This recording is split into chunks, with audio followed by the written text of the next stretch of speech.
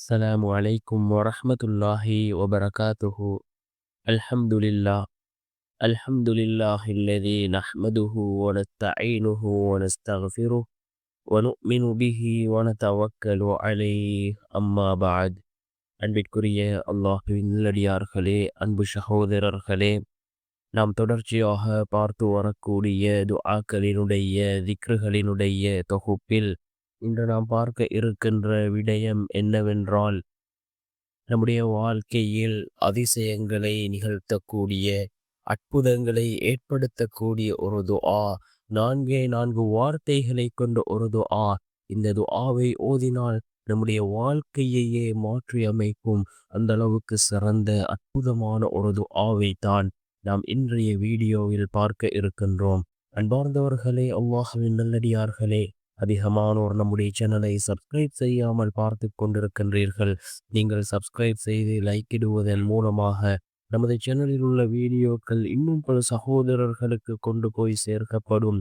அவர்கள் அதனை பார்த்து பயனடைந்தால் அதற்குரிய கூலியை அல்லாஹ் உங்களுக்கும் வழங்குவான். அன்பார்ந்தவர்களே, அல்லாஹ்வின் நல்லடியார்களே, இந்த துஆ மிகச் சிறந்த ஒரு துஆவாக இருந்து கொண்டிருக்கின்றது. நம்முடைய வாழ்க்கையில் அதிசயங்களை ஏற்படுத்தக்கூடிய துஆ, அற்புதங்களை ஏற்படுத்தக்கூடிய துஆ, மிகவும் சிறந்த ஒரு துஆ, அதிர்ஷ்டத்தை கொண்டு வந்து சேர்க்கக்கூடிய மிகவும் சிறந்த ஒரு துஆ. இந்த துஆ மிகவும் சிறந்த ஒரு துஆ.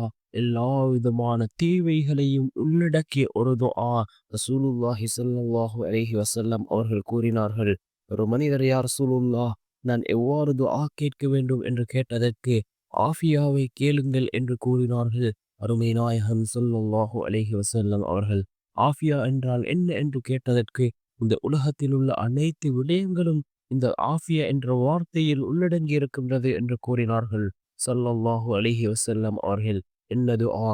அல்லாஹும்ம இன்னி அஸ்அலுக்கல் ஆஃபியா, அல்லாஹும்ம இன்னி அஸ்அலுக்கல் ஆஃபியா என்ற இந்த துஆவை ஓதி நாம் அல்லாஹ்விடம் பிரார்த்தனை செய்வோம்.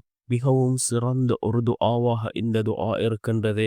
ஆனால் ஏராளமான பலன்களை கொண்டு வந்து சேர்க்கக்கூடியதாக இந்த துஆ இருந்து கொண்டிருக்கின்றது. யகீனோடு இஹ்லாஸோடு ஓதுவோம். நிச்சயமாக அல்லாஹ்வினுடைய உதவி நம்மை வந்தடை.